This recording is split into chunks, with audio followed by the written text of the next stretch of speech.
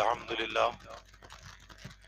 لله رب العالمين والعاقبة للمتقين والصلاة والسلام على من كان نبيا وآدم بين الماء والطين. أعوذ بالله من الشيطان الرجيم. بسم الله الرحمن الرحيم. وقال الله تبارك وتعالى في القرآن المجيد والفرقان الحميد. سبحان الله. يا أيها الذين آمنوا توبوا إلى الله توبة نصوحا. صدق الله المولانا العظيم وصدق رسوله النبي الأمين المتين الكريم ونحن على ذلك لمن الشاهدين والشاكرين والحمد لله رب العالمین. احباب ذی وقار، آئیے کچھ عرض و معروض سے بیشتر امام الانبیاء کے حضور اپنی غلامی کا ثبوت دیتے ہوئے بآواز بلند درود شریف پڑھ لیں. اللہ رب صلی اللہ علیہ وسلم. صلاۃ و سلام علیک یا رسول اللہ صلی اللہ تعالی علیہ وسلم.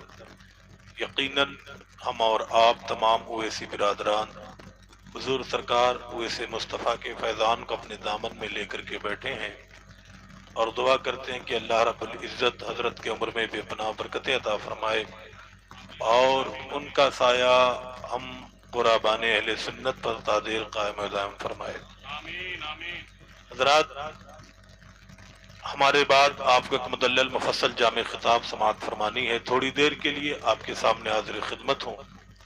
انشاءاللہ تعالیٰ چند ایک بات آپ سے کہہ کر کے رخصت ہو جاؤں گا. آئیے اپنی تقریر کا آغاز سیدی سرکار اعلی حضرت کے نعتیہ شاعری سے کریں. سرکار اعلی حضرت فرماتے ہیں: واہ کیا جود و کرم ہے شہ بتا تیرا. واہ واہ واہ. واہ کیا جود و کرم ہے شہ بتا تیرا. نہیں سنتا ہی نہیں مانگنے والا تیرا. یا رسول اللہ، فرش والے تیری شوکت کا علو کیا جانے. کیا کہنا. فرش والے تیری شوکت کا علو کیا جانے. خسرواں عرش پہ اڑتا ہے فریضہ تیرا. اور میں تو مالک ہی کہوں گا کہ ہو مالک کے حبیب. میں تو مالک ہی کہوں گا کہ ہو مالک کے حبیب. یعنی محبوب و محب میں نہیں میرا تیرا. اور تیری سرکار میں لاتا ہے رضا اس کو شفیع. تیری سرکار میں لاتا ہے رضا اس کو شفیع. جو میرا غوث ہے اور لاڈلا بیٹا تیرا. ایک مرتبہ اور بآواز بلند درود شریف پڑھ لیں. صلی اللہ علیہ النبی الامی وآلہ صلی اللہ تعالی علیہ وسلم. صلاۃ و سلام علیک یا رسول اللہ صلی اللہ تعالی علیہ وسلم. حضرات، اللہ رب العزت نے ہمیں اور آپ کو انسان بنایا. یقیناً انسان ہونے کے ناطے ہم سے اور آپ سے خطائیں اور غلطیاں ہو جایا کرتی ہیں. اب صحیح معنوں میں انسان وہ ہے، آدمی وہ ہے جس سے خطا اور غلطی ہو جائے تو اپنے رب کے حضور حاضر ہو کر کے اپنے گناہوں سے سچی پکی توبہ کر لے. یقیناً اللہ رب العزت اپنے بندوں کے توبہ کو قبول فرماتا ہے. پیغمبر اسلام صلی اللہ تعالی علیہ وسلم ارشاد فرماتے ہیں: ایک توبہ کرنے والا انسان اس طرح ہو جایا کرتا ہے گویا وہ آج ہی ماں کے شکم سے پیدا ہوا ہو. اور اللہ رب العزت ارشاد فرماتا ہے: جب بندہ میری بارگاہ میں توبہ استغفار کرتا ہے تو میں اتنا کریم ہوں، اتنا کریم ہوں، اس کی غلطیوں کو معاف تو کرتا ہی ہوں، لیکن اس کے جتنے بھی گناہ ہیں تمام گناہوں کو میں نیکیوں میں تبدیل کر دیا کرتا ہوں. آج ذرا دیکھیں تو صحیح، ہمارے بدن کا ایک ایک رواں اللہ رب العزت کی نافرمانی کر رہا ہے. ہم گناہوں کے دلدل میں ڈوبے ہوئے ہیں. نمازیں ہم نے چھوڑ دی، قرآن کو ہم نے بالائے طاق رکھ دیا، ماں باپ سے بدسلوکی اور بدتمیزیاں ہم کر رہے ہیں، پڑوسیوں پر ظلم و زیادتی ہم کر رہے ہیں، ایک دوسرے کی عزت نفس کا خیال نہیں کرتے. یاد رکھو، ایسے وقت میں اگر ہماری اور آپ کی روح پرواز کر جائے تو ہم اور آپ فیصلہ کر سکتے ہیں کہ ہمارا اور آپ کا ٹھکانہ کہاں ہوگا. ہمارے پاس گناہوں کا ایک انبار ہے اور نیکی کے نام پر کچھ بھی نہیں. یاد رکھو مسلمانوں، اللہ رب العزت نے بندوں کو نیکی کرنے اور اپنی عبادت کرنے کے لیے اس خانہ گیتی پر بھیجا ہے. قرآن فرماتا: وَمَا خَلَقْتُ الْجِنَّ وَالْإِنسَ إِلَّا لِيَعْبُدُونَ. میں نے انسان اور جنات کو اپنی عبادت کے لیے پیدا فرمایا. یقیناً جنہوں نے غفلت میں اپنی زندگی گزاری یا ہم ہم جو اپنی زندگی غفلت میں گزار رہے ہیں، ہمیں اور آپ کو چاہیے کہ ہم اور آپ احساس جرم پیدا کریں اور رب کے حضور حاضر ہو کر کے اپنے گناہوں سے توبہ استغفار کر لیں۔ اللہ رب العزت بڑا کریم ہے، اس نے باقی تمام لوگوں کو معاف فرما کر کے اپنا مقرب بندہ بنا لیا۔ امید ہے رب کی کریمی سے اگر ہم اپنے آنکھوں میں چند آنسوؤں کے قطرات لے کر کے اس کے حضور حاضر ہو گئے تو پروردگار ہماری غلطیوں کو بھی معاف فرما دے گا۔ اللہ رب العزت کے کرم کی کوئی انتہا نہیں۔ بندہ نادم ہو کر کے خدا کے حضور حاضر ہو جائے تو پروردگار عالم اپنے بندوں کی غلطیوں کو معاف فرما کر کے اسے نیکوکار بنا دیا کرتا ہے۔ آپ دیکھیں ہمارے بزرگوں کی زندگی، عزیزان وقار توبہ کرنے سے پہلے گنہگار تھے لیکن توبہ کر لینے کے بعد اللہ کے نیک بندے ہو گئے ہیں۔ حضرت فضیل بن عیاض کی زندگی دیکھ لو، حضرت بشر حافی کی زندگی دیکھ لو، حضرت عبداللہ ابن مبارک کی زندگی دیکھ لو۔ یقیناً توبہ استغفار کرنے سے پہلے فاسق و فاجر تھے لیکن توبہ کر لینے کے بعد اللہ نے ان کا شمار اولیاء کاملین میں فرما لیا۔ اور میں بتاؤں حضرت عبداللہ ابن مبارک، چند بات آپ کے سامنے رہ کر کے آپ سے رخصت ہونا چاہتا ہوں۔ حضرت عبداللہ ابن مبارک اپنے توبہ کرنے کا واقعہ بیان فرماتے ہیں۔ آپ فرماتے ہیں کہ میرا دل ایک لونڈی سے لگ گیا، ایک عورت سے لگ گیا، یقیناً میں اس کے ملنے کی غرض سے اس کے دروازے پر جا کر کے رات بھر کھڑا رہا۔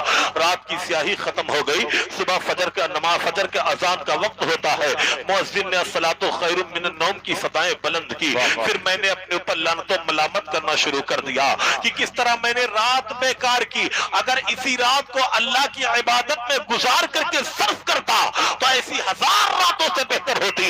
حضرت عبداللہ ابن مبارک کہتے ہیں بس میں نے اسی دن عہد کر لیا اب شب داری ہوگی تو پروردگار کے لیے ہوگی، اب زندگی کے لمحات گزریں گے تو خدا کی عبادت میں، اللہ کی حمد و ثنا میں، اللہ کے مخلوق کی، اللہ رب العزت کے مخلوق کی خدمت کرتے ہوئے میں اپنی زندگی کو گزاروں گا۔ حضرت عبداللہ ابن مبارک اپنے سال کو تقسیم کرتے ہیں، ایک سال حج کعبہ کے لیے جاتے، ایک سال جہاد کرتے اور ایک سال آپ جو ہے یقیناً عزیزان وقار لوگوں کے درمیان، ایک سال آپ جو ہے لوگوں کے درمیان صدقہ و خیرات کیا کرتے تھے۔ آپ نے اپنی زندگی کا وصول بنایا۔ آج ذرا دیکھیں تو صحیح، ہماری زندگی کا کوئی وصول نہیں، نہ ہم اپنے بھائی کو خوش کرنے، نہ اس کی مصیبت کو دور کریں، نہ اس کی مدد کرنے کے لیے اپنے قدم بڑھایا کرتے ہیں۔ یاد رکھو مسلمانوں، اللہ رب العزت کے مخلوق کی خدمت عظیم عبادت ہے۔ اور میں بتاؤں حضرت عبداللہ ابن مبارک بیان کرتے ہیں ایک مرتبہ میں حج کعبہ کرنے کے لیے گیا، خانہ کعبہ میں طواف کرنے کے بعد جب بیت اللہ شریف میں آرام کرنے لگا میں نے کیا دیکھا، مجھ پہ نیند کی غنودگی طاری ہوتی ہے، دو فرشتوں کو اترتے ہوئے دیکھا، وہ فرشتے آپس میں باتیں کر رہے تھے۔ ایک فرشتے نے دوسرے فرشتے سے کہا یہ بتاؤ امسال کتنے لوگ حج کعبہ کرنے کے لیے آئے تھے؟ فرشتے نے کہا امسال 6 لاکھ لوگ خانہ کعبہ کا حج کرنے کے لیے آئے تھے، حج کعبہ کرنے کے لیے آئے تھے۔ پھر فرشتے نے سوال کیا بتاؤ اللہ رب العزت نے امسال کتنے حاجیوں کے حج کو قبول فرمایا ہے؟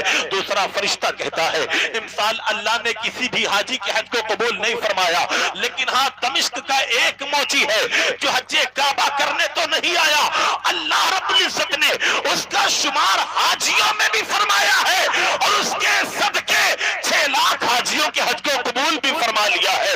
حضرت عبداللہ ابن مبارک کہتے ہیں میرے دل میں خواہش ظاہر ہوئی کہ نہ چل کر کے اس سے ملاقات کی جائے، جستجو پیدا ہوتی ہے۔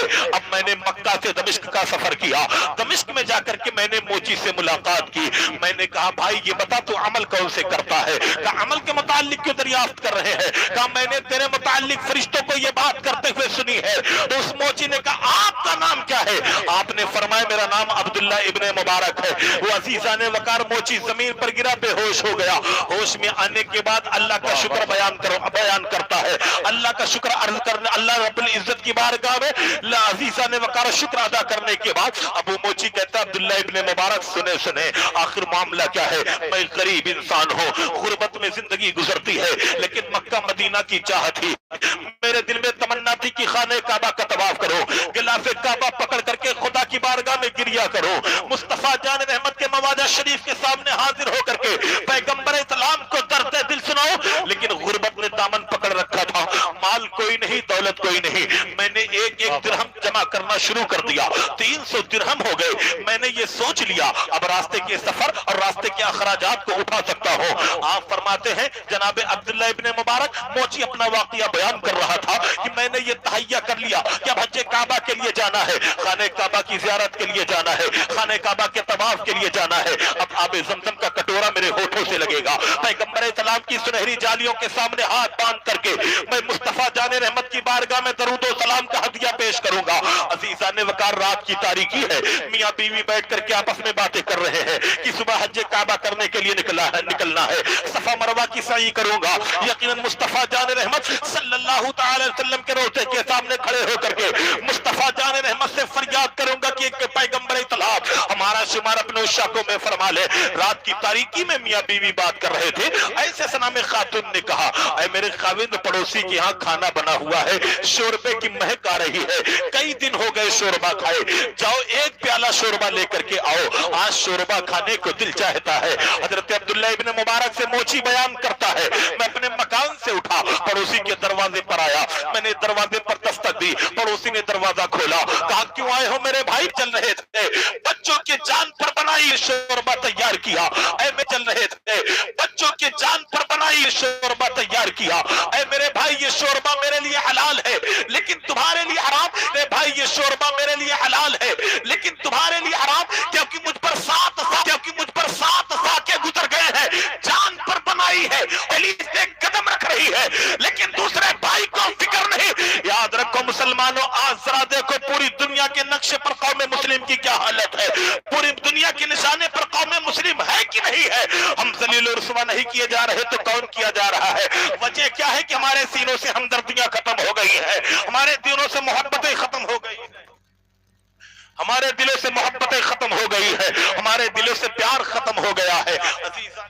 नारे तकबीर, नारे रिसालत वल माए अहले सुन्नत, खलीफा हुजूर मखदूम मिल्लत हजरत अल्लामा मुफ्ती फैजुल हक साहब किबला, मसलके आला हजरत, फैजाने आला हजरत, फैजाने बिलग्राम शरीफ, नारे तकबीर, नारे रिसालत।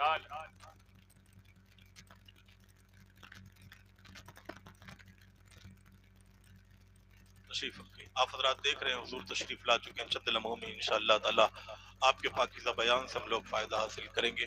अजीज़ा ने वकार, तो मैं ये अर्ज कर रहा था, आज हमारी आपसी मोहब्बत खत्म हो गई, एक भाई दूसरे भाई के खून का प्यासा हो गया, हमारी हमदर्दी खत्म हो गई, हमारा प्यार खत्म हो गया। याद रखो जब तक ये कौम अपने भाई का दर्द महसूस किया करती थी, अल्लाह रब्बुल इज्जत ने इस कौम को बुलंदियां अता फरमाई है।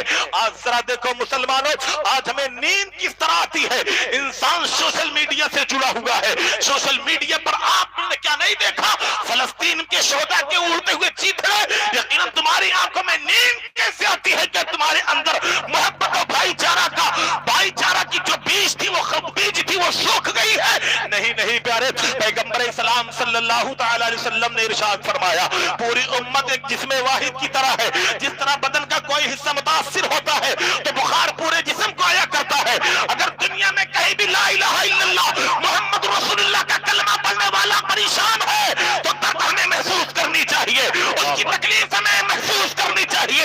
जरा देखो मुसलमानों, आज हमारे साथ कैसे कैसे सलूक व्यवहार किए जा रहे हैं। मुस्तफा जाने रहमत के दीवानों, हमें चाहिए कि हम और आप अपने भाई से जाते मोहब्बत का इजहार करें, उनसे इजहार यकजहती करें। एक वो जमाना था जब किसी एक ने आवाज दी थी, तो आपने सुना होगा मोहम्मद बिन कासिम हिंदुस्तान की सरजमीन पर मां लश्करों सिपाह के हाजिर हो गया था।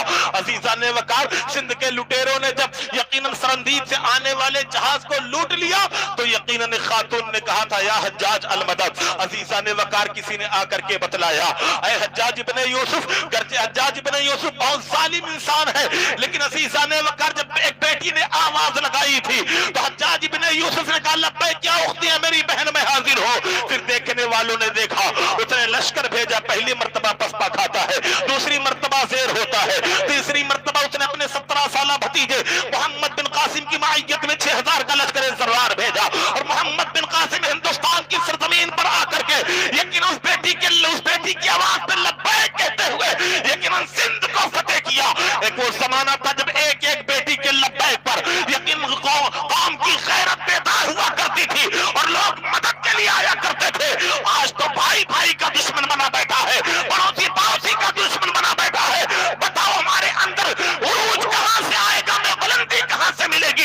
تم نے نہیں دیکھا؟ عزیزان وقار عمر بن عبد العزیز کا قاصد شاہ روم کے دربار میں آتا ہے، آنے کے بعد فرمان سنا، جب واپس ہونے لگا تو کیا دیکھتا ہے؟ ایک نابینا انسان ایک کونے میں بیٹھ کر کے قرآن کی تلاوت کر رہا ہے۔ عزیزان وقار قاصد کے پاؤں رک گئے، کہا شاہ روم کے دربار میں قرآن کی آواز، اس کے قریب گیا، السلام علیکم۔ وہ نابینا انسان عزیزان وقار یہ سن کر کے پریشان ہو گیا کہ شاہ روم کے دربار میں مسلمان کے سلام۔ عزیزان وقار دونوں نے آپس میں گفتگو کرنی شروع کر دی۔ کہا میرے بھائی یہ بتاؤ تم یہاں پر مزدوری کس طرح کر رہے ہو اور یہ کام تم کب سے کر رہے ہو؟ وہ شخص بیان کرتا ہے ان ظالموں نے مجھے پکڑ لیا، پکڑ لینے کے بعد مجھے اسلام سے روگردانی کرنے کا کہتے رہے، لیکن میں نے اسلام سے منہ نہ پھیرا، انہوں نے ہماری آنکھیں نکال لی، اب یہ چکی ہمارے ذمے ہے، اسے پیستا ہوں تو یقیناً چند لقمے مل جایا کرتے ہیں۔ عزیزان وقار یقیناً یہ قاصد روم سے جا کر کے عمر بن عبد العزیز سے عرض کرتا ہے حضور میں نے شاہ روم کے دربار میں ایک مسلمان قیدی دیکھا تھا، وہ فریاد کر رہا ہے، وہ التجا کر رہا ہے کہ اس کی خبرگیری کی جائے، اس کی مدد کی جائے۔ عمر بن عبد العزیز وہاں سے رابطہ لکھ کر کے روانہ کرتے ہیں شاہ روم کے نام، کہتے ہیں شاہ روم سن لے، اگر تم نے اس میں ایک مسلمان قیدی کو آزاد نہ کیا تو قریب میں اتنا بڑا لشکر جرار بھیجوں گا جس کا پہلا آدمی تیرے دربار میں ہوگا اور آخری آدمی میرے دربار میں موجود رہے گا، اتنا بڑا لشکر جرار تم نے نہ دیکھا ہوگا۔ عزیزان وقار یہ امت کا درد جب سینے میں تھا تو خداوند قدوس نے اس امت کو بلندی عطا فرمائی ہے، اس امت کو اللہ رب العزت نے کامیابیاں عطا فرمائی ہے، لیکن آج یہی درد یہی احساس نکل گیا ہے۔ عزیزان وقار فلسطین کے ظلم سے کون واقف نہیں، لیکن پھر بھی آج ہم بے غیرت مسلمان اس کے مصنوعات کا بائیکاٹ کرنے کے لیے تیار نہیں۔ ہم کہتے ہیں کہ جناب والا ہم کیا کر سکتے ہیں؟ ارے جو تم کر سکتے ہو کم سے کم وہی تو کرو۔ کیا تم نے نہیں پڑھا جناب ابراہیم کو آتش کدہ میں ڈالا گیا، تم عزیزان وقار میڈک اپنے منہ میں پانی کا قطرہ لے کر کے آگ کی جانب پھینک رہا تھا، کہنے والے نے کہا تمہارے چند قطروں سے آگ تو بجھنے والی نہیں ہے، کہا یہ تو مجھے بھی پتا ہے، لیکن جتنا میرے اختیار میں ہے وہ کر کے میں یہ بتلا رہا ہوں کہ میں اللہ کے نبی کا وفادار ہوں، اللہ کے نبی کی جانب ہوں، مصطفیٰ جان رحمت کے آبا و اجداد کی جانب ہوں۔ عزیزان وقار ذرا دیکھیے تو صحیح، یقیناً جو تمہارے اختیار میں مسلمانوں کم سے کم وہ تو کر سکتے ہو، ان کی مصنوعات کا ان کے سامانوں کا بائیکاٹ کرو۔ آپ جانتے حضرت امام احمد بن حنبل کو جب جیل میں ڈالا گیا تو جب آپ جمعے کا دن آتا تو آپ یقیناً عزیزان وقار وضو کر کر کے جہاں تک آنے کی اجازت ہوتی وہاں تک چلے آتے، اسی طرح لوگ دیکھتے رہے آنے والے حضرت امام حضرت احمد بن حنبل کو، اسی طرح لوگ دیکھتے رہے کہ جمعہ کے روز آپ کا یہ دستور تھا، آپ آتے گیٹ کے یقیناً جیل کے دروازے تک جہاں تک آپ کی حد تھی، آنے کے بعد واپس چلے جاتے، آتے واپس چلے جاتے۔ ایک دن پوچھ لیا دروغہ نے تمہیں پتا ہے کہ جیل کا دروازہ کھلنے والا نہیں ہے، تم باہر جا کر کے جمعہ ادا نہیں کر سکتے، لیکن پھر بھی ہر جمعہ کو وضو بنا کر کے گیٹ تک کیوں آ جایا کرتے ہو؟ حضرت امام احمد بن حنبل نے فرمایا اے کہنے والے سن لے، جہاں تک میری طاقت ہے وہاں تک میں آ سکتا ہوں، اور آ کر کے کہہ دیا کرتا ہوں پروردگار یہاں تک میری رسائی ہے، میں یہاں تک آ سکتا ہوں، میں یہ کر سکتا ہوں، آگے تو جانے تیری رحمت جانے، ہم زیادہ کچھ تو نہیں کر سکتے، فلسطین بھائیوں کے لیے دعائیں تو کر سکتے ہیں، ان کی مصنوعات کا بائیکاٹ تو کر سکتے ہیں، لیکن آج یہ نوجوان جب تک کوک اور پیپسی کے گھونٹ نہ اتارے اس کے کلیجے کو ٹھنڈک نہیں ملا کرتی ہے۔ مسلمانوں کل مصطفیٰ جان رحمت صلی اللہ تعالی علیہ وسلم کی بارگاہ میں حاضری ہوگی، اللہ کے رسول سوال کریں گے میری امت عین پریشانی کے عالم میں تھی تو بتاؤ تم نے ان سے کس طرح اظہار یکجہتی کیا، تو جواب کیا ہوگا؟ ہم عرض کریں گے یا رسول اللہ ہم زیادہ تو نہیں کر سکتے تھے، لیکن جو میرے اختیار میں تھا ہم نے ان کے سامانوں کا بائیکاٹ کیا، ہم نے یقیناً اسرائیلی مصنوعات کا بائیکاٹ کیا، اور آپ سے کہنا چاہتا ہوں اسرائیلی مصنوعات کا بائیکاٹ کرے، ہندوستانی مصنوعات کو استعمال کرے، اس سے ہمارا دیش بھی مستحکم ہوگا اور یقیناً ظالموں کی کمر بھی ٹوٹے گی۔ مسلمانوں یقیناً پیغمبر اسلام صلی اللہ علیہ وسلم کے دیوانوں، آج ہمیں اپنے اعمال کو سدھارنے کی ضرورت ہے، اپنے اندر محبت، پریم، بھائی چارہ پیدا کرنے کی ضرورت ہے، نمازوں کی پابندی کرنے کی ضرورت ہے، ایک دو زخم نہیں پورا بدن ہے چھلنی، درد بیچارہ پریشان ہے کدھر سے اٹھے، ایک کمی ہو تو بیان کی جائے، دو کمی ہو تو بیان کی جائے. ہم یقیناً کمیوں کے پلندہ بن گئے ہیں، گناہوں کے پلندہ بن گئے ہیں. عزیزان وقار، ہمیں اپنے عیبوں پر نظر ڈال کر کے انہیں دور کرنے کی ضرورت ہے. یقیناً عزیزان وقار، رب قدیر کی بارگاہ میں دعا ہے اللہ رب العزت ہم تمامین کو پیغمبر اسلام صلی اللہ تعالی علیہ وسلم سے سچی پکی محبت کرنے کی توفیق عطا فرمائے. استغفر اللہ ربی من کل ذنب واتوب الیہ. اشہد ان لا الہ الا اللہ واشہد ان محمدا عبدہ ورسولہ. وآخر دعوانا ان الحمد للہ رب العالمین.